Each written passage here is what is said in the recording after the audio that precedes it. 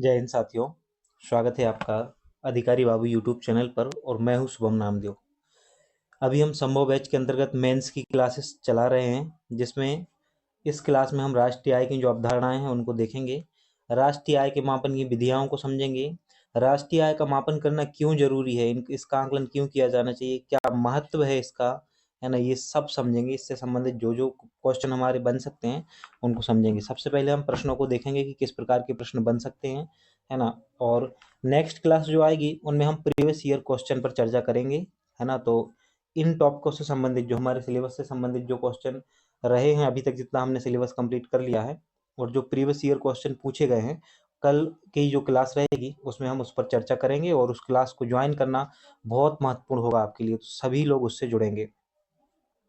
एकता, SP साहब, है ना, वैभव सर, सभी लोगों का जुड़ना सभी का जरूरी है। सभी का नाम मैं ले नहीं पाता हूँ, है ना, तो संभव नहीं होता है 7-8 हज़ार लोगों का नाम लेना। तो आप लोग समझ लिया करो अपनी तरफ से भी कि सभी का स्वागत है ना।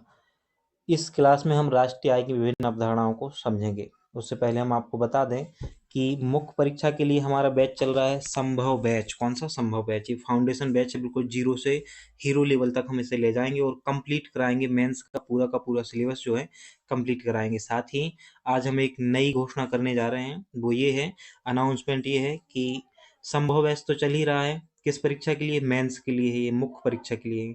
कुछ ना कुछ प्रीलिम्स के लिए आना भी जरूरी है ना। तो प्रीलिम्स के लिए हम क्या करते हैं, प्री एग्जाम जो है आपका, उसके लिए हम समर्थ बेंच लॉन्च कर रहे हैं। कौन सा? समर्थ। इसमें थ्योरी और एमसीक्यू दोनों ही रहेंगे। तो समर्थ बैच के अंतर्गत जो है, पहले हम थ्योरी कंप्लीट करेंगे और फिर करेंगे एमसीक्यू। और किस यूनिट से शुरू करने जा रहे हैं? तो यूनिट 10 जो है उससे शुरू करने जा रहे हैं, जो अलग से जोड़ी गई है। तो यूनिट 10 से हम शुरू करने जा रहे हैं। इसके जल्द ही वीडियो, कल की क्लास या परसों की क्लास में ये तय हो जाएगा कि इसके वीडियो कब से आएंगे। तो संभव बैच के वीडियो आप कंटिन्यू देख रहे हो, और जो समर्थ बैच है वो प्रीलिम्स परीक्षा के लिए रहेगा। संभव बैच जो है पूर्णतः मेंस परीक्षा के लिए समर्पित है, समर्थ बैच जो है प्रीलिम्स परीक्षा के लिए समर्पित रहेगा। तो उसकी क्लासेस भी आपको देखनी है। अगर आप दोनों की क्लासेस कंटिन्यू देख रहे हो ना, निश्चित रूप से आपकी बहुत शानदार तैयारी होने वाली है, बहुत शानदार। इस चैनल के अलावा फिर आपको कहीं भी पढ़ने की ज़रूरत नहीं है। मैं आपको एक अच्छी सलाह दूं कि 10 जगह से कंटेंट पढ़ने से अच्छा है किसी एक जगह पढ़ो, चाहे अधिकारी बाबू यूट्यूब चैनल पर पढ़ो या किसी और यूट्यूब चैनल पर पढ़ो, कोई कोचिंग ज्वाइन करो या कहीं भी, लेकिन कहीं एक जगह पढ़ो और अच्छा कंटेंट पढ़ो, क्वालिटी वाला कंटेंट पढ़ो, जिससे आपके क्वेश्चन सॉल्व हों। जैसे आपको लगता है कि क्वेश्चन सॉल्व होंगे या नहीं होंगे, तो आप अलग अलग कंटेंट, अलग अलग व्यक्तियों की, अलग अलग टीचर्स की एक एक दो दो क्लास कवर करके देखो, और उससे देखो कि जो क्वेश्चन, जो डिमांड है पेपर की, उसके क्वेश्चन सॉल्व हो रहे हैं क्या।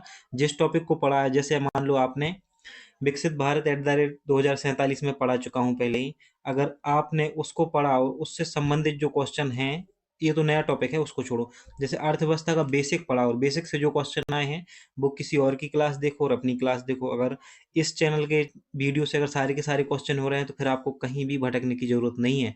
और कंटेंट में ऐसा ही ढूंढ के लाया हूँ जहां से सारे के सारे क्वेश्चन जो हैं वो हल हो रहे हैं। इसके अलावा आपको कहीं से कुछ भी करने की जरूरत नहीं है।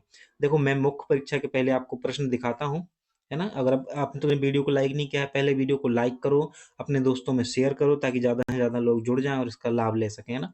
तो पहले मैं क्वेश्चन दिखा देता हूँ, क्वेश्चन किस प्रकार से जो है वो इस टॉपिक से बन सकते हैं, राष्ट्रीय आय की विभिन्न अवधारणाओं से। तो ये स्क्रीन पर क्वेश्चन है, आप देखेंगे।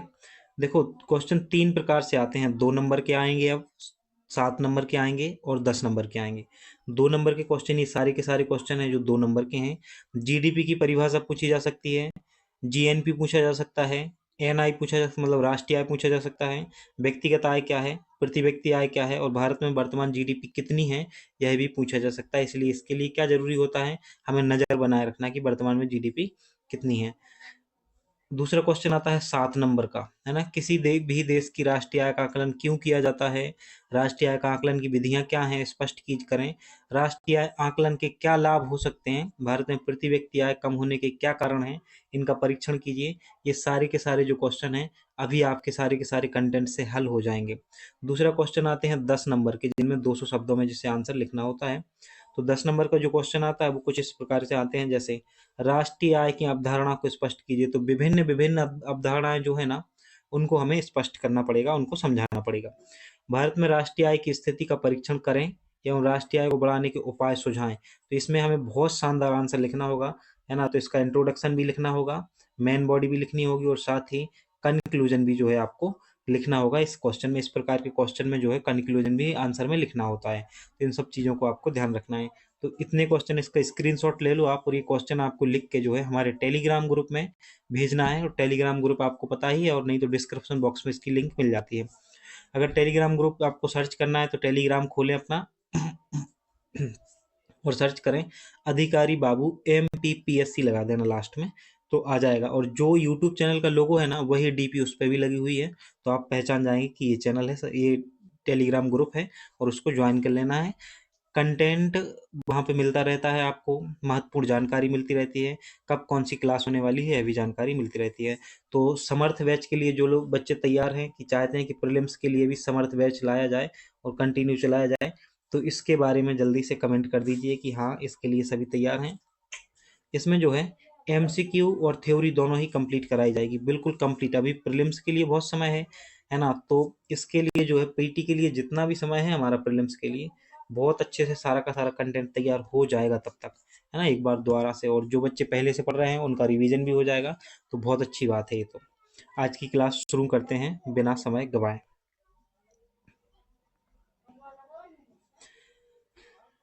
तो हम देख रहे हैं राष्ट्रीय आय की विभिन्न अवधारणाएं। अब हम टॉपिक है हमारा राष्ट्रीय आय, तो उससे पहले हमें ये समझना जरूरी होता है कि राष्ट्रीय आय क्या है। राष्ट्रीय आय क्या है, क्या होता है? एक वर्ष के अंतर्गत, कितने वर्ष के अंतर्गत? एक वर्ष में किसी देश के द्वारा उत्पादित वस्तुओं और सेवाओं के मूल्य को ही हम राष्ट्रीय आय कहते हैं। दोबारा से समझेंगे। एक वित्तीय वर्ष में किसी देश द्वारा उत्पादित वस्तुओं एवं सेवाओं के मूल्य को राष्ट्रीय आय के रूप में हम जानते हैं, राष्ट्रीय आय कहते हैं। अगर सीधी परिभाषा है तो यह आप लिख देना, कोई दिक्कत नहीं है। 2 नंबर के क्वेश्चन में इतना ही लिखना होता है, पर्याप्त होता है। राष्ट्रीय आय का मापन जो है वो अलग अलग विधियों द्वारा किया जाता है, जैसे मूल्य वर्धित विधि हो गई, आय विधि हो गई, व्यय विधि हो गई। इनको विस्तार से आगे समझेंगे हम। ठीक है, ये राष्ट्रीय आय गणना का समीकरण दिया हुआ है यहाँ पर, इसको आगे समझने वाले हैं, तो यहाँ दिमाग लगाने की जरूरत नहीं है, क्योंकि आगे विस्तार से बहुत सी चीजें समझने वाले हैं। हमारा जो टॉपिक है, जो सिलेबस में लिखा हुआ है, वो लिखा है राष्ट्रीय आय की अवधारणाएं। और राष्ट्रीय आय की जो अवधारणाएं हैं, 7 अवधारणाएं हमें पढ़नी है। कितनी? 7 अवधारणाओं को हमें पढ़ना है। कौन कौन सी हैं?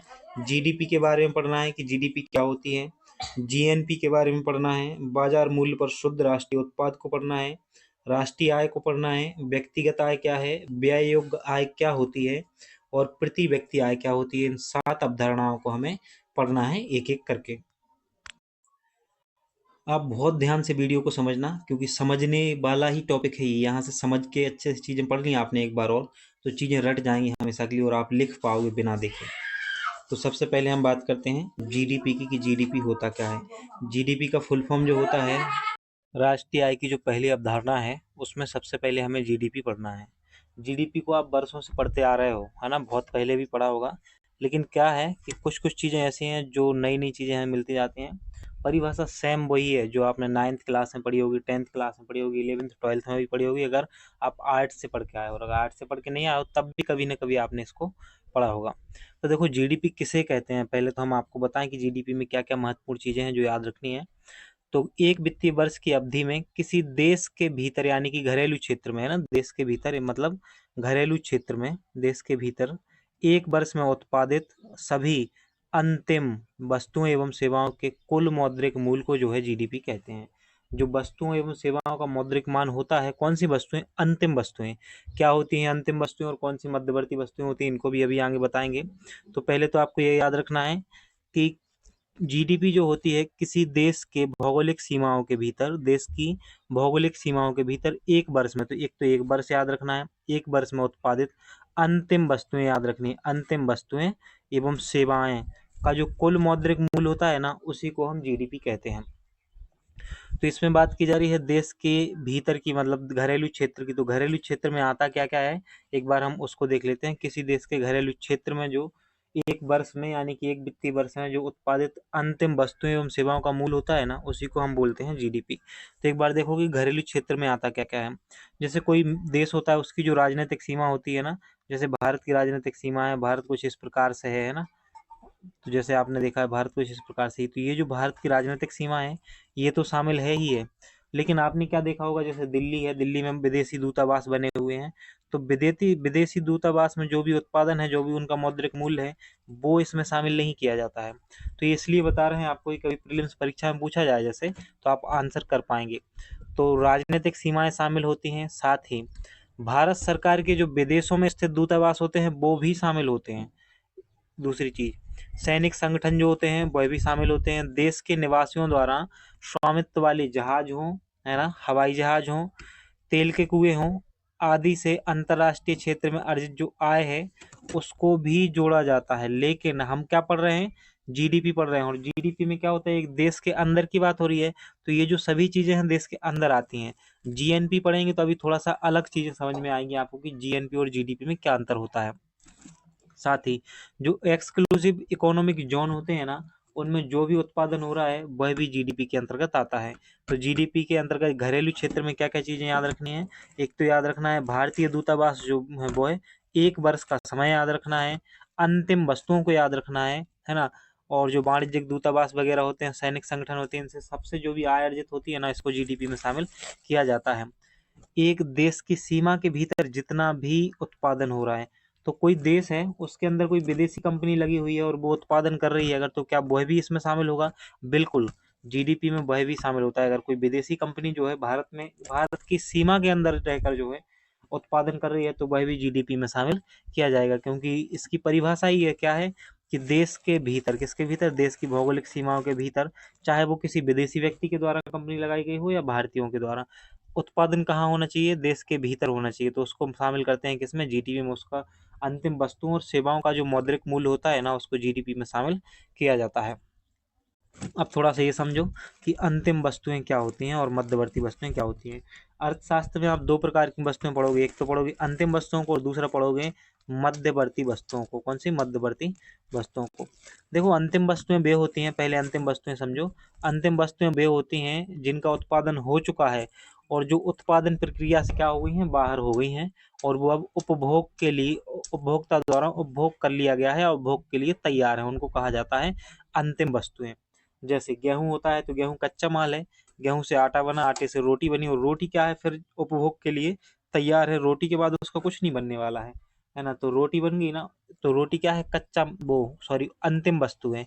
तो अंतिम वस्तु वह उत्पादन की प्रक्रिया से जो बाहर हो जाती हैं, उन्हें उपभोक्ता द्वारा उपभोग कर लिया जाता है। ऐसी वस्तुओं को हम अंतिम वस्तु कहते हैं। ऐसी वस्तुएं जिनका उत्पादन प्रक्रिया से बाहर कर दिया गया है और इनको उपभोक्ता द्वारा उपभोग कर लिया गया हो, क्या कहलाती हैं, अंतिम वस्तुएं कहलाती हैं। एक होती हैं मध्यवर्ती वस्तुएं, कौन सी फिर रह जाती हैं, मध्यवर्ती वस्तुएं।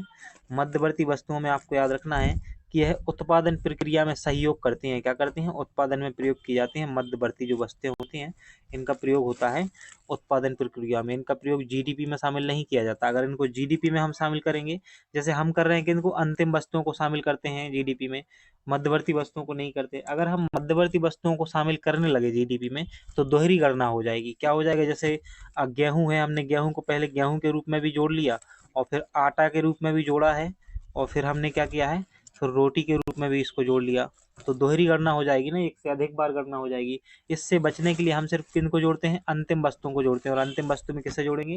रोटी का जो मौद्रिक मान है ना, उसको इसमें शामिल करेंगे, तो अंतिम वस्तुओं को जोड़ेंगे। ये होती है मध्यवर्ती वस्तुएं और अंतिम वस्तुएं। इस प्रकार से आपको जो है याद रखना है। मध्यवर्ती वस्तुएं किसमें सहयोग करती हैं? उत्पादन में सहयोग करती हैं। वस्तुओं के 2 प्रकार और होते हैं, एक तो होता है उपभोक्ता वस्तुएं और दूसरी होती हैं पूंजीगत वस्तुएं।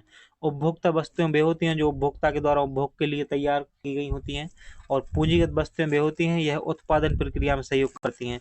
तो पूंजीगत वस्तुएं जिसमें पूंजी लगती है, जैसे मशीनरी हो गया, है ना,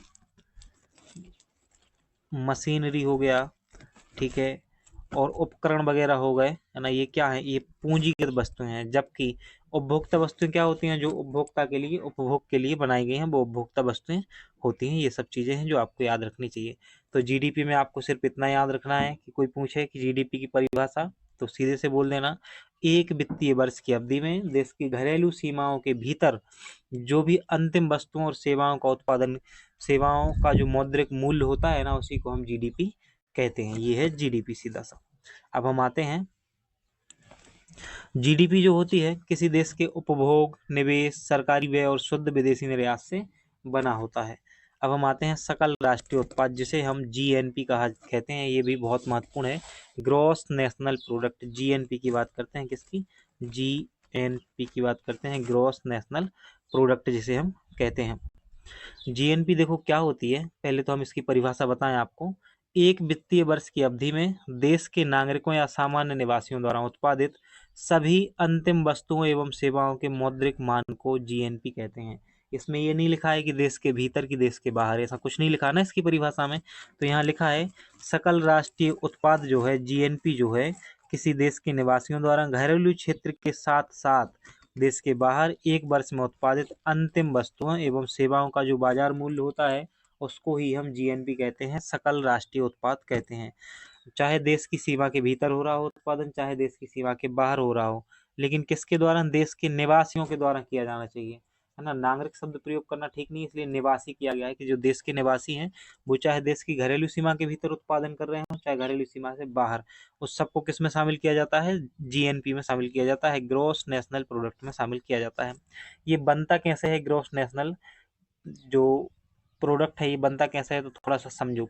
सामान्य निवासियों द्वारा देश के घरेलू क्षेत्र में अर्जित आय, पहला ये पॉइंट हम मानते हैं कि ये सामान्य निवासी जो है ना, जो देश के घरेलू क्षेत्र में रह रहे हैं, देश की भौगोलिक सीमा के भीतर रह रहे हैं, इन्होंने उत्पादन किया। इसमें हम जोड़ेंगे, थोड़ा पेन बदल लेते हैं और एक ब्लैंक पेज निकालते हैं, वहां समझते हैं हम लोग, ठीक है ना। ये आप ब्लैंक पेज देख पा रहे होगे ना। तो जैसे मान लो हमने क्या बताया आपको, जीएनपी में क्या क्या शामिल होता है वो देखना है। तो देश की घरेलू सीमा के साथ साथ तो हमने पहले लिया क्या? घरेलू सीमा, है ना। घरेलू सीमा को जोड़ा, घरेलू सीमा में जो भी क्या हो रहा है, अंतिम वस्तुओं और सेवाओं का उत्पादन, है ना, उत्पादित मूल्य जो है एक चीज। दूसरा हो गया देश के जो सामान्य निवासी हैं उनके द्वारा विदेशों में अर्जित आय, तो विदेशों में जो है अर्जित आय को भी शामिल करना है। विदेशों में अर्जित आय जो है ना उसको भी हमें शामिल करना है। किसके द्वारा? भारतीय निवासियों के द्वारा। और साथ ही इसमें से हमें क्या घटा देना है? गैर निवासियों द्वारा देश के घरेलू क्षेत्र से अर्जित आय। तो घरेलू क्षेत्र में अर्जित आय को तो हमने जोड़ा है, लेकिन कौन से? जो देश के निवासी हैं, और देश के ही निवासियों के द्वारा जो विदेशों में आय प्राप्त की जा रही है उसको भी जोड़ा है। लेकिन जो गैर निवासी हैं भारत के, जो भारत के लोग नहीं हैं, वो अगर भारत में रहकर भारत के घरेलू क्षेत्र में जो अर्जित आय पैदा कर रहे हैं ना, उसको हमें क्या करना पड़ेगा? घटाना पड़ेगा। तो गैर निवासियों की आय को हमें घटाना पड़ेगा, गैर निवासियों की आय जो है उसको हमें घटाना पड़ेगा। इन चीज़ों को आपको याद रखना है। सामान्यतः ऐसे समझो कि दो स्थिति है, एक तो ए पॉइंट है और एक बी पॉइंट है। बी पॉइंट है क्या? गैर निवासी, ये गैर हैं और ये हमारे भारत के अपने निवासी हैं, निवासी है। अब ये जो भारतीय निवासी हैं ये चाहे घरेलू क्षेत्र में उत्पादन करें या चाहे भारत से बाहर उत्पादन करें किसी विदेशी क्षेत्र में, ये सबको जो है जीडीपी में जोड़ा जाएगा। किसमें? माफ कीजिएगा, जीएनपी में जोड़ा जाएगा। किसमें जोड़ा जाएगा? जीएनपी में जोड़ा जाएगा, जीएनपी में शामिल किया जाएगा। लेकिन जीएनपी बनाने के लिए इसमें से हमें कुछ घटाना भी पड़ता है। और क्या घटाना है? हमें घटाना है बी पॉइंट को। बी पॉइंट क्या है? हमारे गैर निवासी हैं। गैर निवासी जो हैं भारत के, अगर वो भारत की सीमा में उत्पादन कर रहे हैं तो हम उसको क्या करेंगे? घटा देंगे ना। अब हम आते हैं फॉर्मूले पे कि फॉर्मूला किस प्रकार से बनता है। देखो, जीएनपी निकालने के लिए, जीएनपी नेशनल ग्रोस प्रोडक्ट को निकालने के लिए हमें चाहिए तो जीडीपी। जीडीपी क्या होती है? घरेलू क्षेत्र में उत्पादित आय होती है ना, तो जीडीपी चाहिए है।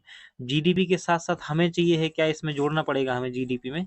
जीडीपी में हम जोड़ेंगे, ये थोड़ा गलत लिखा गया है, छोटा लिखते हैं ताकि आराम से। जीएनपी में अगर जीएनपी निकालना है तो हमें क्या करना पड़ेगा? पहले जीडीपी चाहिए, यानी कि घरेलू क्षेत्र में उत्पादित अंतिम वस्तुओं एवं सेवाओं का मौद्रिक मूल्य तो चाहिए ही, है ना। ठीक है, ये किसके द्वारा है? भारतीयों के द्वारा उत्पादित है। साथ ही इसमें हम जोड़ देंगे, जब इसमें हम NFIA को जोड़ देते हैं तो ये क्या बन जाता है? जीएनपी बन जाता है। क्या बन जाता है? जीएनपी। ये जो NFIA है ये होता है विदेशों से प्राप्त अर्जित निवल कारक आय। विदेशों से प्राप्त अर्जित निवल कारक आय। और निवल कारक आय कैसे निकलती है? कि भारत में जो विदेशी रह रहे हैं ना, जो उत्पादन कर रहे हैं, और जो भारतीय विदेशों में रह रहे हैं, उन दोनों की आय का जो अंतर होता है उसको निकाल लेते हैं, उसी को बोलते हैं NFIA बोलते हैं, है ना। तो विदेशों से प्राप्त अर्जित निवल कारक आय जो है इसको कहा जाता है NFIA। तो जीएनपी बनाने के लिए जीडीपी चाहिए है और उसमें हम जोड़ देते हैं NFIA, तो हमारी जो शुद्ध आय है वो प्राप्त हो जाती है।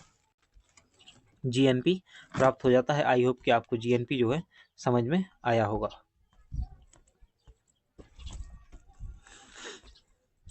तो जीडीपी में क्या शामिल होता है? घरेलू क्षेत्र में उत्पादन हो रहा है वो, चाहे भारतीयों के द्वारा किया जा रहा हो चाहे विदेशियों के द्वारा। जीएनपी में जीडीपी तो शामिल होती ही है, लेकिन उसमें और क्या जोड़ते हैं हम? विदेशों से प्राप्त अर्जित निवल कारक आय को जोड़ते हैं, तो जीएनपी बन जाता है ना। तो सामान्य निवासियों के द्वारा अर्जित आय को जोड़ते हैं, सामान्य निवासियों के द्वारा विदेशों से अर्जित आय को भी जोड़ते हैं, लेकिन जो विदेशी नागरिक हैं भारत में जो भी आय अर्जित कर रहे हैं उसको हम घटा देते हैं, तो क्या निकल आता है? जीएनपी निकल आता है। अच्छा, आप थोड़ा सा ये भी समझ लो कि ग्रॉस क्या होता है और नेट यानी कि निवल और शुद्ध क्या होता है ना। तो इस पे भी थोड़ी सी नज़र हम डाल लेते हैं, क्योंकि चीज़ों को समझने के लिए ये ज़रूरी है। तो एक बार फिर हम ब्लैंक पेज ले रहे हैं ताकि आपको चीज़ें अच्छे से समझ में आए। पहले जो हम जिस पॉइंट को समझने वाले हैं वो क्या है? वो है ग्रॉस। और पेन अब हम रेड कलर का ले लेते हैं क्योंकि ये अच्छे से स्पष्ट रूप से दिखता है। तो पहला जो पॉइंट समझना है वो है हमें ग्रॉस। ग्रॉस को हिंदी में बोलते हैं सकल। क्या बोलते हैं? सकल। इसका मीनिंग क्या होता है? तो जब भी हमें ग्रॉस या नेट निकालना होगा ना, तो इसके बारे में आपको जानना है ग्रॉस और नेट में अंतर क्या होता है। तो ग्रॉस होता है सकल, इसमें जो है मूल्यह्रास शामिल होता है। ग्रॉस में क्या होता है? मूल्यह्रास शामिल होता है, कुल उत्पादन में मूल्यह्रास भी शामिल है। लेकिन जो नेट होता है ना, नेट को मतलब होता है शुद्ध। क्या होता है? शुद्ध। निवल, शुद्ध बोलते हैं इसे। अगर निवल को निकालना है, नेट को निकालना है, तो हम सकल में से क्या करेंगे? सकल में से मूल्यह्रास को हटा देंगे। मूल्यह्रास जो है ना उसको हम हटा देंगे। मूल्यह्रास को क्या करेंगे? हटा देंगे। तो हमारा क्या निकल आएगा? नेट निकल आएगा। तो हमने ये बताया आपको कि पहला ए पॉइंट है हमारा ग्रॉस। मान लो ये ग्रॉस है, इसमें क्या क्या रहेगा? तो इसमें कुल उत्पादन के साथ साथ जो मौद्रिक मान है उसमें मूल्यह्रास भी शामिल है। इसमें जो है मूल्यह्रास शामिल है। लेकिन सकल से अगर ग्रॉस नेट बनाना है, सकल से अगर नेट बनाना है, हमें क्या करना है? सकल से नेट बनाना है तो क्या करना होगा? हमें इसमें से सकल में से जो है, किसमें से? सकल से हमें मूल्यह्रास को हटाना पड़ेगा। मूल्यह्रास को हटाना पड़ेगा तो क्या हो जाएगा? हमारा नेट हमें मिल जाएगा। इसको बोलते हैं नेट और ग्रॉस। इतनी चीज़ें आपको याद रखनी चाहिए। मूल्यह्रास कुछ लोगों को समझ में नहीं आया होगा कि मूल्यह्रास क्या होता है, तो इसको और समझा दीजिए। तो मूल्यह्रास भी समझ लो कि मूल्यह्रास जो है वो क्या होता है। मूल्यह्रास जो है, मूल्यह्रास का मतलब होता है कि जो भी घिसावट या टूट फूट हो रही है कारण जो पूंजीगत वस्तुओं के मान में गिरावट आती है उसे मूल्यह्रास कहते हैं। कोई कंपनी है, कोई बड़ा उद्योग इंडस्ट्री लगी हुई है, उसके जो मशीनरी में जो भी टूट फूट हो रही है, घिसावट हो रही है वस्तुओं की, उससे जो नुकसान हो रहा है ना उसको हम मूल्यह्रास कहते हैं, उसे हमें घटाना पड़ता है ना। तो नेट और ग्रोस में यही अंतर होता है। अब हम आते हैं, आगे बढ़ते हैं और देखते हैं कि अगली अवधारणा हमारी कौन सी है। थोड़ी सी एक और समझ लो चीज़ों को कि राष्ट्रीय और डोमेस्टिक क्या होते हैं, घरेलू और डोमेस्टिक क्या होता है, राष्ट्रीय क्या होता है ना। तो कोई वस्तु अगर घरेलू है ना, क्या है? कोई वस्तु घरेलू है, तो कोई वस्तु घरेलू यानी कि डोमेस्टिक होगी। तो डोमेस्टिक का मतलब है कि देश घरेलू मध्य क्षेत्र में उत्पादित सभी वस्तुएं है ना, तो उसको बोलते हैं डोमेस्टिक। डोमेस्टिक बोलता जाता है उसको, घरेलू क्षेत्र में उत्पादित सभी वस्तुएं उनसे मान। लेकिन जो नेशनल होगा ना, नेशनल नेशनल में क्या शामिल होगा? तो नेशनल में शामिल होगा, डोमेस्टिक तो शामिल होगा ही होगा, साथ ही विदेशों से प्राप्त शुद्ध कारक आय है ना, निवल शुद्ध कारक आय जो है उसको भी शामिल किया जाएगा, तब नेशनल बनता है। तो ये चीज़ें हैं, सब कुछ यही याद रखने वाली चीज़ें हैं और आपको याद होनी चाहिए। अब हम आते हैं वापस से कंटेंट पर।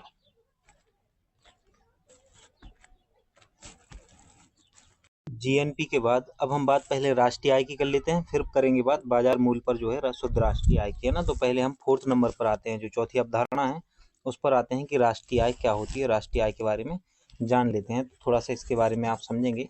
राष्ट्रीय आय क्या है? देखो, एक वित्तीय वर्ष की अवधि में देश के सभी नागरिकों के द्वारा जो अर्जित आय होती है ना, आय कारक आय को राष्ट्रीय आय कहते हैं। ये चालू और स्थिर मूल्य दोनों पर ही हो सकती है। क्या होता है इसको समझो ध्यान से। देखो, राष्ट्रीय आय को ही फैक्टर कॉस्ट भी कहा जाता है, राष्ट्रीय आय के रूप में से जाना जाता है, जिसका अर्थ है संसाधनों द्वारा भूमि, श्रम, पूंजी और संगठनात्मक क्षमता के योगदान के लिए जो कुल अर्जित आय होती है उसी को हम राष्ट्रीय आय कहते हैं। इसमें शामिल क्या क्या होता है ये जानना बहुत जरूरी है कि राष्ट्रीय आय जो है वो बनती कैसे है ना। तो ये बहुत महत्वपूर्ण होता है, ये थोड़ा सा कॉम्प्लिकेटेड है, आपको समझना आसान होगा, मैं बहुत ही सिंपल वे में आपको समझाने की कोशिश जो है वो कर रहा हूँ। देखो, नेशनल इनकम निकालने के लिए जो शुद्ध राष्ट्रीय आय होती है ना मार्केट वैल्यू पर, उसमें अगर हम सब्सिडी जोड़ दें और इनडायरेक्ट टैक्सेस को हटा दें तो नेशनल इनकम निकल आती है। दूसरा तरीका क्या है, दूसरा तरीका ये है कि जो नेशनल इनकम होती है ना, नेशनल इनकम होती है, जो जीएनपी होता है, जीएनपी को हम निकालते हैं कैसे, डिप्रेशन और सब्सिडी को जोड़ के इनडायरेक्ट टैक्सेस हटा देते हैं, और अगर हम जीएनपी में ही एनएनपी जोड़ दें तो वो नेशनल इनकम निकल आती है। तो ये सीधा सा तरीका है, सिंपल और आसान वे में हम तरीका आपको बताएं। तो जीएनपी में से डिप्रेशन को घटा दें अगर हम, तो एनएनपी जो है वो निकल आता है, एनआई जो है वो निकल आती है। इनकी मापन की अलग अलग विधियां हैं जो आगे आपको समझाई जाएंगी। तो एक बार और दोबारा से समझो कि राष्ट्रीय आय क्या है, हम आपको बहुत आसान वे में एक ब्लैंक पेपर पर समझा रहे हैं, उसको समझो आप।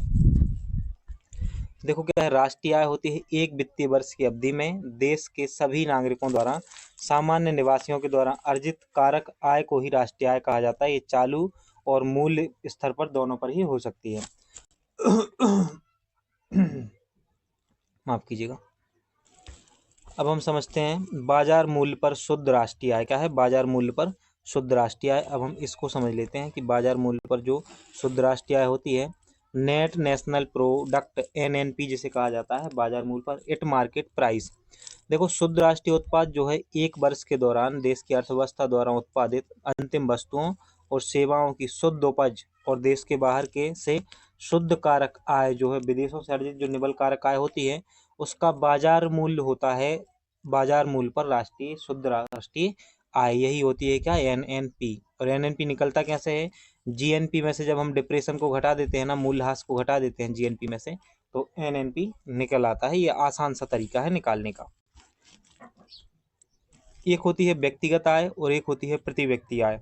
व्यक्तिगत आय को, जो व्यक्तिगत आय होती है, एक वर्ष में किसी देश के में प्रति व्यक्ति आय या औसत आय मापी जाती है ना, इसी को औसत आय कहा जाता है। इसकी गणना जो है देश की कुल आय जो होती है ना, उसको, देश की कुल आय, राष्ट्रीय आय की बात नहीं हो रही है यहाँ, देश की जो कुल आय है, राष्ट्रीय आय की बात नहीं हो रही है। पहले तो इस बात को ध्यान में रखना है कि व्यक्तिगत आय निकालने के लिए, पर्सनल इनकम निकालने के लिए देश की राष्ट्रीय आय की गणना नहीं होती है, बल्कि कुल आय की होती है ना। तो देश की जो कुल आय होती है उसमें से कुल जनसंख्या को विभाजित किया जाता है। तो इसका फॉर्मूला सीधा सा इस प्रकार से है, हम एक ब्लैंक पेज लेते हैं पहले वाइट, उस पर हम बताते हैं। देखो, हमने लिखा देश की कुल आय, देश की कुल आय, राष्ट्रीय आय नहीं है ये, पहले तो ये जानो। और उसमें देश की जो कुल जनसंख्या है उससे हम क्या देंगे, भाग देंगे, और जो आंसर आएगा ना वो होगी व्यक्तिगत आय। कौन सी, व्यक्तिगत आय, प्रति व्यक्ति आय नहीं है, पहले तो हम आपको ये बता दें है ना। तो ये एक वर्ष के आधार पर निकाली जाती है। अब हम वापस आते हैं हमारे कंटेंट पर। छठवां है व्यय योग्य आय, प्रयोज्य आय। व्यय योग्य आय, प्रयोज्य आय।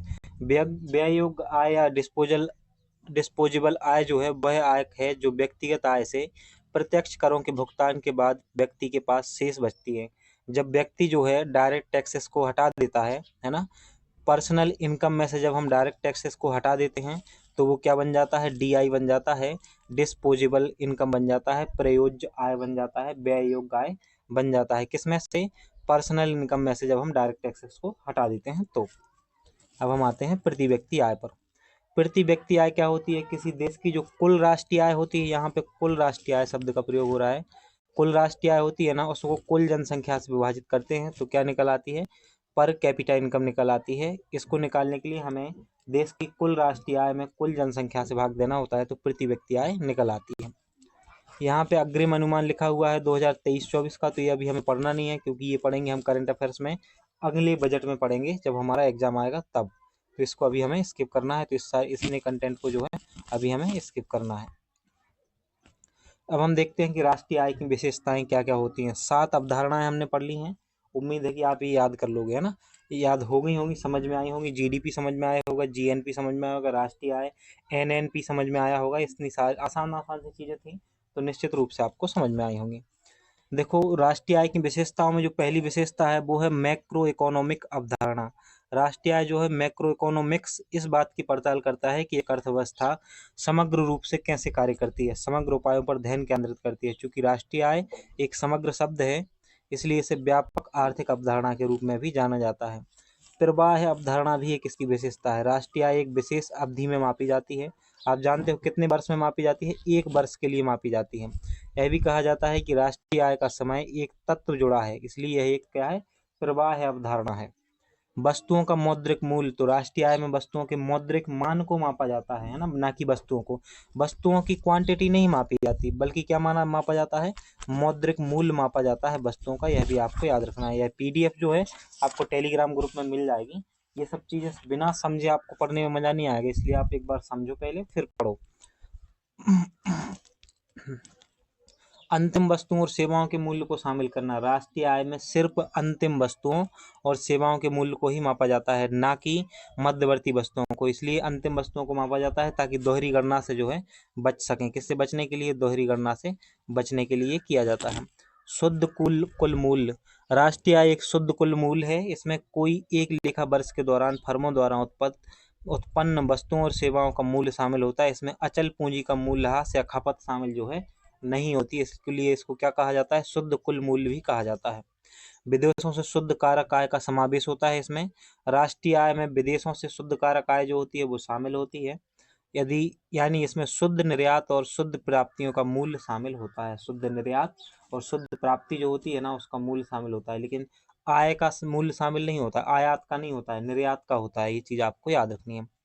अगर प्रश्न पूछा जाए कि राष्ट्रीय आय का आकलन क्यों किया जाता है ना, तो कुछ प्रश्न है कि जैसे राष्ट्रीय आय का आकलन क्यों करते हैं, आकलन क्यों किया जाता है, क्या उद्देश्य होते हैं राष्ट्रीय आय के मापन के, क्या उद्देश्य होते हैं, तो इनको यहाँ पे हम समझ रहे हैं। ये सीधे जैसे अलका ने कमेंट किया था कि सर जो नोट्स हैं उनको क्वेश्चन फॉर्मेट में है ना, क्वेश्चन उत्तर फॉर्मेट में करा दीजिए, प्रश्न उत्तरी फॉर्मेट में करा दीजिए, वो वैसे बना के दे दीजिए।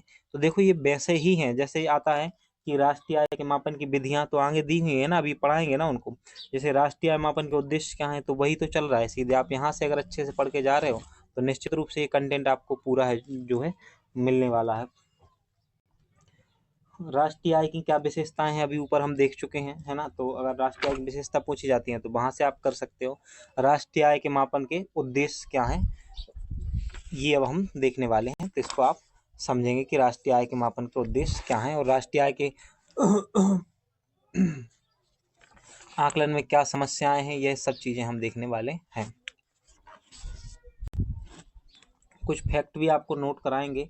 हमेशा कहते हैं आपसे जब भी क्लास लेने बैठे हैं आप तो पेन कॉपी साथ लेकर बैठे हैं ना, क्योंकि कुछ इंपॉर्टेंट फैक्ट भी लिखने होते हैं ताकि जो प्रीलिम्स परीक्षा है हमारी उसमें सहयोग कर सकें वो। किसी भी देश की राष्ट्रीय आय को मापा क्यों जाता है? इसलिए मापा जाता है कि किसी देश की आर्थिक प्रगति की गणना उसी के आधार पर की जा सके। कई देशों को आर्थिक विकास की तुलना करने के लिए भी राष्ट्रीय आय की जरूरत पड़ती है। किसी दूसरे देश से तुलना करनी है तो राष्ट्रीय आय की जरूरत पड़ती है ना। पहला तो आर्थिक प्रगति की गणना करने के लिए, दूसरा आर्थिक विकास की तुलना करने के लिए, देश के आर्थिक विकास में विभिन्न क्षेत्रों के योगदान की गणना करने के लिए, उसको मापने के लिए भी इसका जो है मापन किया जाता है। अर्थव्यवस्था द्वारा अनुभव किए गए मुद्दों का विश्लेषण करने के लिए भी राष्ट्रीय आय का मापन होता है। विभिन्न परियोजनाओं की योजना बनाने और उन्हें लागू करने में सरकार की सहायता करती है राष्ट्रीय आय, कि किस प्रकार से योजना बनाई जाए, कितना बजट रखा जाए, कितना ना रखा जाए, इस सब के बारे में जानकारी मिलती है। उत्पादन, उपभोग, वितरण जैसी विभिन्न आर्थिक गतिविधियों की सीमाओं और लाभों का पता लगाना भी राष्ट्रीय आय के मापन का जो है उद्देश्य होता है। देखो फैमिली के उदाहरण से समझो। मान लो एक फैमिली है और वो प्रति वर्ष अपनी वार्षिक आय की गणना करती है। क्यों करती है? ताकि वो ये निष्कर्ष निकाल सके कि कहाँ से कितनी प्राप्ति हुई है, कहाँ से कितना खर्च हुआ है, व्यय हुआ है ना। आगे इसका हम किस प्रकार से यूज कर सकते हैं, हमारे पास कितनी आय है, कुल वार्षिक आय जो परिवार के लिए उपयोगी हो सकती है, योजनाएं, आगे की योजनाएं बनाने के लिए, भविष्य की योजनाएं, भविष्य के खर्चों को बनाने के लिए, है ना। उसी प्रकार से भारत सरकार या फिर कोई भी किसी भी देश की सरकार हो, राष्ट्रीय आय की गणना कराती है जब, तो वो देखते हैं कि हमने साल भर में कितनी आर्थिक प्रगति की है, उसकी गणना होती है। अन्य देशों से तुलना हो जाती है ना। विभिन्न क्षेत्रों का किस किस क्षेत्र का राष्ट्रीय आय में कितना योगदान रहा है, कौन से सेक्टर से अधिक आय हो रही है, किससे कम हो रही है, इसकी भी गणना हो जाती है। विभिन्न प्रकार के मुद्दों का अनुभव होता है ना। परियोजनाओं के बारे में योजना बनाने में सहायक होती हैं। साथ ही उत्पादन, उपभोग, वितरण जैसी विभिन्न आर्थिक गतिविधियों, उसकी सीमाओं और लाभों को पता लगाने में भी राष्ट्रीय आय जो है वो सहयोगी होती है। ये कुछ उद्देश्य हैं जो आपको याद होने चाहिए। अब हमें यहाँ से देखनी है राष्ट्रीय आय का मापन, इसकी विधियाँ, 3 विधियाँ पढ़नी है हमें, आय विधि, व्यय विधि और उत्पादन विधि या फिर मूल्य वृद्धि विधि जैसे हम कहते हैं। इनको बहुत अच्छे से हम समझने वाले हैं। इसके अलावा फिर आपको कभी भी जीवन में कहीं से भी पढ़ने की जरूरत नहीं पड़ेगी। राष्ट्रीय आय के मापन की विधियां, 3 विधि पढ़नी है। कौन कौन सी? उत्पादन अथवा मूल्य वृद्धि विधि, दूसरी है आय विधि और तीसरी है व्यय विधि। सबसे पहले हम बात करते हैं उत्पादन विधि की, बात कर लेते हैं ना। तो इसमें कुछ चीजें आपको हम समझाएंगे जो आप ध्यान से समझेंगे, है ना।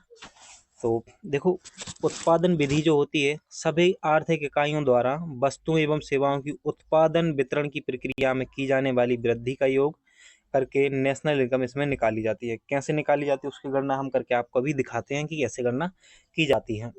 पहले हम एक बार उत्पादन विधि को पढ़ देते हैं ताकि आप समझें।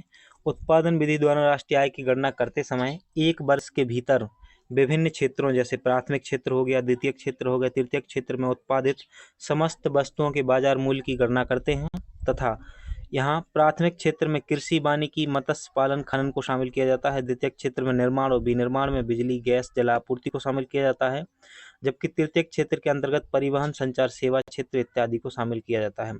इन तीनों सेक्टर के अलावा अन्य क्षेत्र भी जो आर्थिक इकाइयाँ जहाँ पे लगी हुई हैं उन सबको शामिल किया जाता है और एक वर्ष के भीतर जो है इनकी गणना की जाती है राष्ट्रीय आय के लिए। अच्छा, कैसे की जाती है इसको अपन देखते हैं, थोड़ी गणना करके देखते हैं हम लोग, है ना, कि कैसे होती है।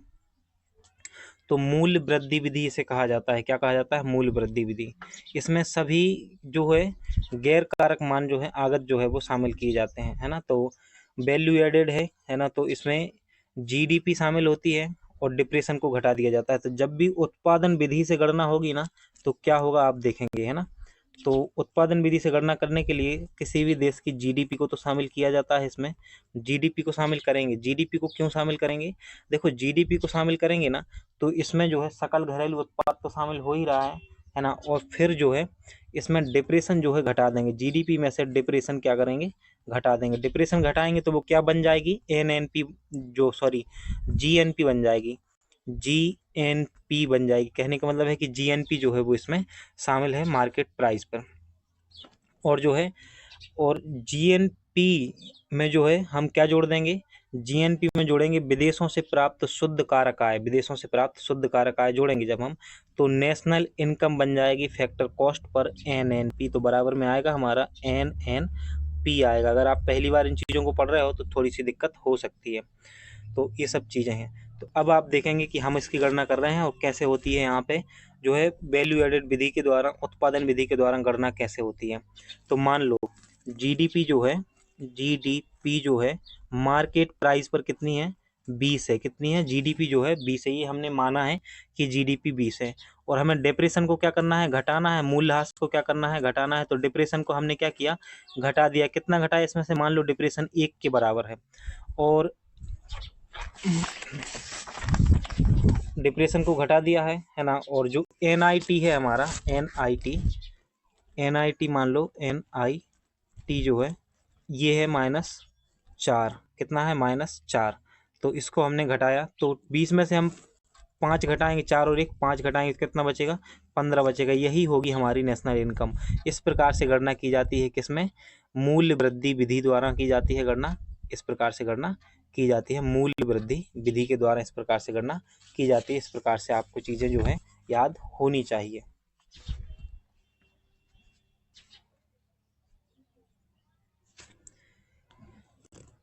तो ये इनडायरेक्ट टैक्सेस हैं, इनको घटा दिया गया है और डिप्रेशन को घटा दिया गया है। किसमें से? मार्केट प्राइस पर जीडीपी जो होती है उसमें से इनडायरेक्ट टैक्सेस और मूल्यह्रास को घटाने पर हमारी नेशनल इनकम निकल आती है। किस विधि के द्वारा?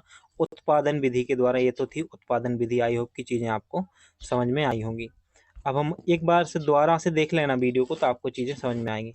अब हम आते हैं आय विधि पर, जो कि सबसे ज़्यादा महत्वपूर्ण है। आय विधि। आय विधि के अंतर्गत राष्ट्रीय आय की गणना करते समय किसी दिए गए वर्ष में मजदूरी एवं वेतन, लगान, किराया, ब्याज, लाभांश एवं रॉयल्टी के समग्र योग को ज्ञात किया जाता है, जिससे समग्र योग आय को सकल राष्ट्रीय आय जीएनआई कहते हैं। तो आय विधि के द्वारा इसको ज्ञात किया जाता है। एक बार हम ज्ञात करके दिखाते हैं आपको कि कैसे क्या क्या शामिल होता है आय विधि में। तो अब हम आय विधि की बात करते हैं ना। तो एक ब्लैंक पेज लेते हैं दोबारा से और आय विधि की बात करते हैं।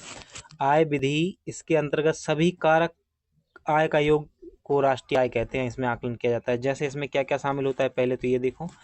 तो इसमें शामिल जो होता है पहला तो होगा किराया, किराया और रॉयल्टी, किराया और रॉयल्टी है ना, किराया और रॉयल्टी जो होता है वो शामिल होता है। दूसरा जो इसमें शामिल होगा वो होगा शामिल क्या, मजदूरी एवं वेतन। क्या, मजदूरी और वेतन को भी इसमें शामिल किया जाएगा, मजदूरी व वेतन को। देखो क्या है, ये आय विधि है तो आय जहां जहां से आय हो सकती है ना उस सबको शामिल किया जा रहा है ना। तीसरा जो है वो इसमें शामिल होगा ब्याज, तो ब्याज भी तो एक आय है ना, तो ब्याज को भी इसमें जो है शामिल किया जाएगा, ब्याज को इसमें शामिल किया जाएगा। और चौथा जो है आय भी, चौथा जो है इसमें लाभ, किसी वस्तु पर अगर कोई लाभ हो रहा है तो वो भी इसमें शामिल होगा, वो भी एक प्रकार से आय होती है। और जो स्वरोजगारी होते हैं ना उनकी जो मिश्रित आय होती है उसको भी शामिल किया जाता है, तो हम स्वरोजगार लिख देते हैं, स्वरोजगारियों द्वारा प्राप्त आय को जो है इसमें शामिल किया जाता है। तो किसान एवं रॉयल्टी, मजदूरी एवं वेतन, ब्याज, लाभा और स्वरोजगारियों की मिश्रित आय जो है वो इसमें शामिल होती है। इन सब को जोड़ के जो है बनती है क्या, घरेलू आय। क्या बनती है, इन सब को जोड़ के बनती है घरेलू आय। और इसमें हम विदेशों से प्राप्त शुद्ध कारक आय जोड़ देते हैं, जैसे हम शॉर्ट फॉर्म में क्या कहते हैं, NFI कहा जाता है, इसको जोड़ देते हैं तो निकल आती है हमारी नेशनल इनकम निकल आती है। इस प्रकार से इसको ज्ञात किया जाता है, किस पर, आय विधि के द्वारा ज्ञात किया जाता है। तो एक बार इसको आप पढ़ लेंगे द्वारा से। तो क्या लिखा हुआ है, आय विधि के अंतर्गत राष्ट्रीय आय की गणना करते समय किसी दिए गए वर्ष में मजदूरी एवं वेतन, लगान, किराया, ब्याज, लाभ, लाभांश एवं रॉयल्टी के समग्र योग को ज्ञात कर लिया जाता है। इसे समग्र योग को ही राष्ट्रीय सकल राष्ट्रीय आय कहा जाता है। तो इस प्रकार से जो है राष्ट्रीय आय इसमें ज्ञात की जाती है। अब हमारी जो अंतिम विधि बची हुई है वो है व्यय विधि। ये थोड़ी सी कॉम्प्लिकेटेड है, आप समझेंगे। व्यय विधि में क्या होता है, देखो आय विधि में आय को शामिल किया गया है ना, उत्पादन विधि में उत्पादनों को शामिल किया गया था, और जीडीपी के मामले में डिप्रेशन को, और शुद्ध डायरेक्ट टैक्सेस को जो है वो इनडायरेक्ट टैक्सेस को हटा दिया गया था, है ना, तो इसको हटाया गया था। व्यय विधि की बात करते हैं। व्यय विधि में कहा जा रहा है इसके अंतर्गत राष्ट्रीय आय की गणना करते समय उपभोग व्यय, कौन कौन सा व्यय, उपभोग व्यय, निवेश व्यय, सरकारी व्यय और विदेशी व्यापार पर किए जाने वाले व्यय के योग को ज्ञात किया जाता है, और इसे सकल राष्ट्रीय व्यय कहते हैं। क्या कहते हैं, सकल राष्ट्रीय व्यय जो है कहते हैं, ये व्यय विधि के द्वारा इस प्रकार से निकाला जाता है। तो इसका फॉर्मूला होता है, तो हम इसका फॉर्मूला आपको बताते हैं। व्यय विधि पर आते हैं, हम क्या देख रहे हैं, हम देख रहे हैं व्यय विधि, व्यय विधि। आय विधि हम देख चुके, हमने सभी प्रकार की आय को जोड़ा है उसमें, है ना। अब व्यय विधि को देखते हैं। व्यय विधि को जब ज्ञात करना होता है ना तो इसको दर्शाते हैं किससे, आय को दर्शाते हैं बाय से, है ना। और व्यय विधि को ज्ञात करने के लिए पहले C+I और +G प्लस कोष्टक में x-m हो जाता है। क्या हो जाता है, x-m हो जाता है। यहाँ C का मतलब है निजी व अंतिम उपभोग व्यय, निजी व अंतिम उपभोग व्यय होता है C का मतलब। और I जो है, I का मतलब होता है पूंजीगत वस्तुओं पर व्यय। तो क्या है, अंतिम उपभोग व्यय जोड़ लिया गया है, पूंजीगत वस्तुओं पर व्यय जोड़ लिया गया है, सरकारी अंतिम उपभोग पर व्यय को जोड़ लिया गया है। और ये जो कोष्टक में लिखा है x-y, x यहाँ पर निर्यात है और m ये क्या है, आयात है, तो इन दोनों के अंतर को भी शामिल किया जाता है और जोड़ लिया जाता है।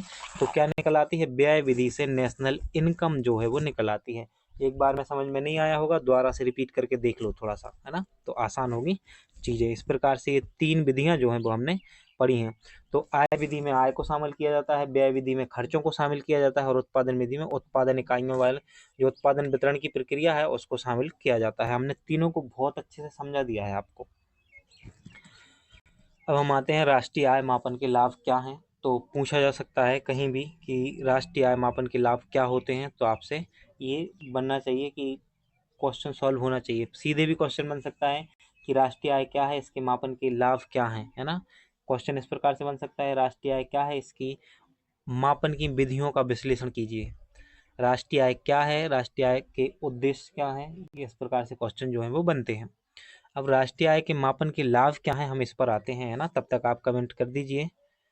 यासी, एलिसा, मेघा, नेहा, स्वाति, स्वदीप, राजदीप, अनिकेत, जयदीप, नीतेश, निशांत, निशा, सभी लोग जल्दी से कमेंट कीजिएगा, है ना। अंचल, छाया और जितने भी बच्चे जुड़े हुए हैं सभी का नाम याद नहीं रहता है, क्या है कि बहुत बच्चे जुड़ गए हैं और आगे भी जुड़ते रहेंगे। आप सबका सहयोग है जो मिल रहा है, तभी ये क्लासें चल रही हैं। और क्लासेस देखते रहा करो, तो क्लासें आगे जल्दी जल्दी कंप्लीट हो जाएगा सिलेबस से, तो अच्छा रहेगा। राष्ट्रीय आय मापन के लाभ अब देखने हैं हमें। तो राष्ट्रीय आय का जब मापन होता है, तो पहला तो राष्ट्रीय आय के मापन का लाभ यही है कि माप करके हमें ये पता चलता है कि किसी देश की जो राष्ट्रीय आय है वो कितनी है, और हम उसको जीवन स्तर को हमारे जीवन स्तर के बारे में हमें जानकारी मिलती है। किसी देश की राष्ट्रीय आय है बताती है कि उस देश का जो जीवन स्तर है वो किस लेवल का है, कहाँ पर है। जीवन स्तर व्यक्तियों की आजीविका की प्रकृति और आराम को प्रदर्शित करता है। राष्ट्रीय आय अनुमान नागरिकों के जीवन स्तर में परिवर्तन का खुलासा करते हैं। राष्ट्रीय आय से जीवन का स्तर का जो है वो पता चलता है ना, तो ये इसलिए राष्ट्रीय आय का मापन जरूरी है। आर्थिक रुझान, दूसरा लाभ क्या है, आर्थिक रुझान। राष्ट्रीय आय के अनुमानों से पता चलता है कि किसी देश की अर्थव्यवस्था आगे बढ़ रही है या घट रही है या स्थिर स्थिति में है। वे अर्थव्यवस्था के विकास की दर को भी उजागर करते हैं। तो राष्ट्रीय आय से ही तो पता चलता है कि किसी देश की जो अर्थव्यवस्था है वो आगे बढ़ रही है कि पीछे बढ़ रही है। जैसे आपके घर की राष्ट्र जो आय है, अगर आप उसका मापन नहीं करते हो तो आपको समझ में ही नहीं आता है कि आपके घर की अर्थव्यवस्था किस हो जा रही है। अगर आपका जो नेट प्रॉफिट है वो नहीं बढ़ रहा है, इसका मतलब है कि आप लॉस में हो, या फिर आप कर्जा लेके आप तरक्की कर रहे हो। क्या होता है, हमने जिस गांव से मैं आता हूँ, जिस गांव में मैं रहता था, तो मैंने उस गांव में देखा है कि लोगों ने महंगे महंगे केसीसी पर बहुत सारा लोन लिया और बड़े बड़े घर बना लिए और बहुत कुछ कर लिया, लेकिन वास्तव में जो उनकी, जैसे हम राष्ट्रीय आय की आकलन करते हैं ना, वैसे ही उनके घर की जो वार्षिक आय देखें उतनी नहीं है जितना उन्होंने तरक्की करके दिखा रहे हैं। तो इस प्रकार से इसको तरक्की नहीं बोल सकती, क्योंकि वो चुकाना भी तो पड़ेगा ना, तो वो चुकाना है अभी उनको, तो वो कर्जा है ना कि तरक्की है। तो आर्थिक रुझान का पता चलता है जब आप गणना करते हो आय की, फिर चाहे वो राष्ट्रीय आय हो या आपकी अपनी घरेलू आय हो। विभिन्न क्षेत्रों का उत्पादन, जब हम राष्ट्रीय आय की गणना करते हैं तो हमें पता चलता है कि किस क्षेत्र में कितना उत्पादन हो रहा है, किस क्षेत्र का कितना योगदान है राष्ट्रीय आय में। इससे उन क्षेत्र के बारे में, उस सेक्टर के बारे में भी जानकारी मिलती है। राष्ट्रीय आय का अनुमान कृषि, उद्योग, परिवहन, व्यवसाय आदि जैसे विभिन्न क्षेत्रों में उत्पादकता के स्तर को जानने के लिए बहुत उपयोगी होता है। बिलास राष्ट्रीय लाभांश में प्रत्येक क्षेत्र के योगदान को भी सूचित करते हैं। क्षेत्रों में होने वाले विभिन्न परिवर्तनों को राष्ट्रीय आय अनुमानों से ही जाना जाता है। आय का वितरण, जब हम राष्ट्रीय आय की गणना करते हैं तो देश के व्यक्तियों, संस्थानों के बीच आय के वितरण के संबंध की बहुमूल्य जानकारी प्राप्त होती है। वे समाज के प्रत्येक वर्ग द्वारा प्राप्त राष्ट्रीय आय के अनुपात को दर्शाते हैं और आय और धन के वितरण में असमानता को भी प्रकट करते हैं। उपयुक्त आर्थिक नीतियों को तैयार करना, जब राष्ट्रीय आय के बारे में जानकारी होती है तो उपयुक्त आर्थिक नीतियों को तैयार करना आसान हो जाता है। अनुमान लगाया जा सकता है सरकार के द्वारा कि किस प्रकार की नीति जो है वो आगे जाके सफल होगी। आर्थिक योजना, यह भी एक लाभ है। आर्थिक योजना जो है, राष्ट्रीय अनुमान आर्थिक योजना को तैयार करने में सहायक होता है, मार्गदर्शक के रूप में कार्य करता है। कीमतों में परिवर्तन, राष्ट्रीय आय अनुमान मुद्रास्फीति और अपस्फीति के कारणों और प्रभावों की व्याख्या भी करता है ना, कीमत के बदलाव को जो प्रकट करता है। क्रय शक्ति, क्या है क्रय शक्ति, आय के आंकड़ों में की मदद से लोगों की क्रय शक्ति भी जानी जा सकती है। और वैश्विक आर्थिक दायित्व जो है, ग्लोबल इकोनॉमिक रिस्पॉन्सिबिलिटीज जो हैं, आय अनुमान संयुक्त राष्ट्र संघ के कुल व्यय में प्रत्येक देश के योगदान को निर्धारित करके भी सहायक होते हैं। इसलिए ये सब क्या है, जो है राष्ट्रीय आय की लाभ है। एक बार दोबारा से देख लेते हैं। देखो, राष्ट्रीय आय के मापन से क्या लाभ होता है, जीवन स्तर के बारे में जानकारी मिलती है, आर्थिक रुझान प्राप्त होते हैं, है ना, अर्थव्यवस्था की जानकारी मिलती है, उस समय आय का वितरण की जानकारी मिलती है। आर्थिक नीति, उपयुक्त आर्थिक नीतियां तैयार करने में सहायक होती हैं, योजनाओं को बनाने में सहायक होती है। कीमतों में परिवर्तन क्या हो रहा है उसकी जानकारी मिलती है और उनको कैसे नियंत्रित किया जा सकता है, इसके लिए जो है अग्रिम अनुमान पर भी विश्लेषण किया जा सकता है।